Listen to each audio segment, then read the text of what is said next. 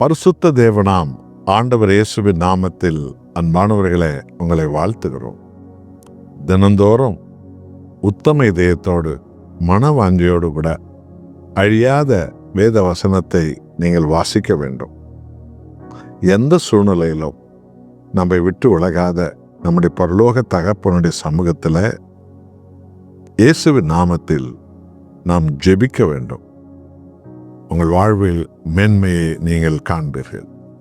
103 சங்கீதத்தில் 12வது வசனத்தை பாருங்கள்.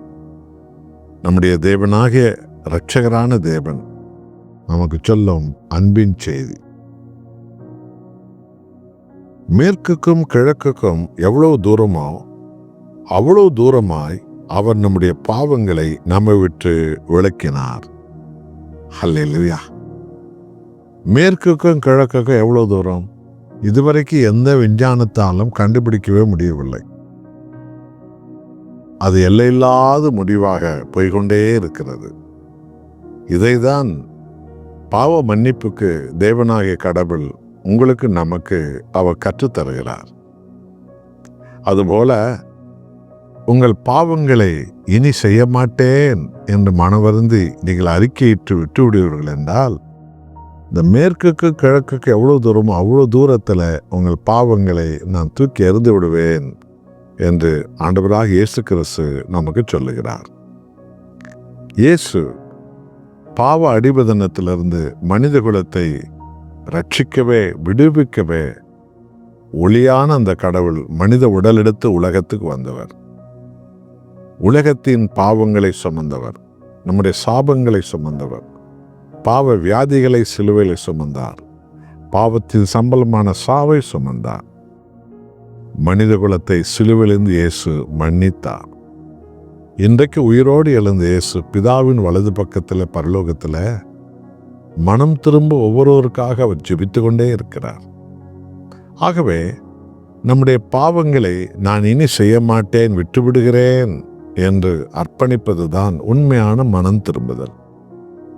அப்பொழுது நமக்காக அடிக்கப்பட்டு உயிரை கொடுத்து மீட்ட ஆண்டவர் இயேசு நம் பாவங்களை அவர் கழுவிடுவார். அந்த பாவங்கள் கிழக்குக்கு மேற்குக்கு எவ்வளோ தூரம் இன்றைய காலம் வரைக்கும் விஞ்ஞானத்தால் அது கண்டுபிடிக்க முடியவில்லை. அவ்வளோ தூரத்துக்கு கடந்த கால பாவத்தை அவர் தூக்கி எறிந்து விடுவார். நம்மை மன்னிக்கிற ஆண்டவர் கடந்த காலத்தின் பாவங்களை வைத்து நம்மை ஒருபோதும் அவமானப்படுத்துவதில்லை. மனிதர்களைப் போல திரும்ப திரும்ப சொல்லி நம்மை வெட்கப்படுத்துவதில்லை. என்னால் அவர் மனதிற்கும் உள்ள தேவன்.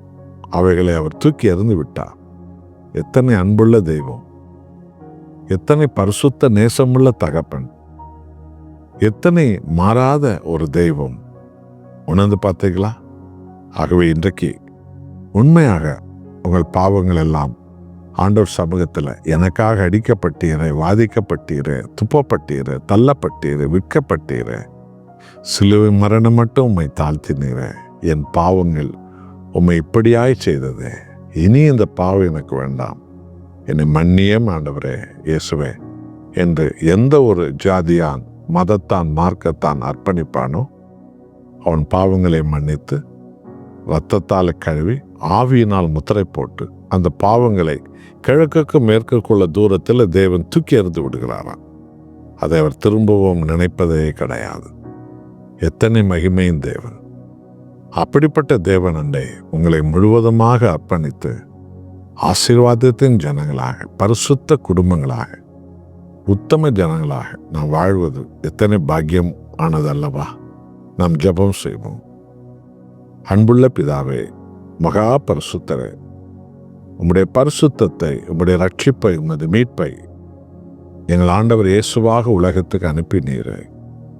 எங்களுக்காக அடிக்கப்பட்ட ஆட்டுக்குட்டியான இயேசுவே, இதோ உம்மண்டை எங்கள் பாவங்களை மன்னியம் விட்டுவிடுகிறேன் என்று மன்னிப்பு கேட்கும்போது அவைகளை மன்னிக்கிற கர்த்தர் அந்த பாவங்களை கிழக்குக்கு மேற்குள்ள தூரத்தில் தூக்கி எறிந்து விடுகிறது. எத்தனை மகிமை!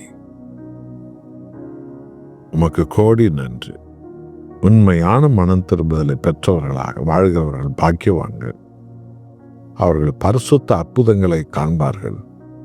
அப்படியாக எங்கள் எல்லோரையும் கர்த்தர் மாற்றுங்க. இயேசு நாமத்தில் பிதாவே, ஆமென்.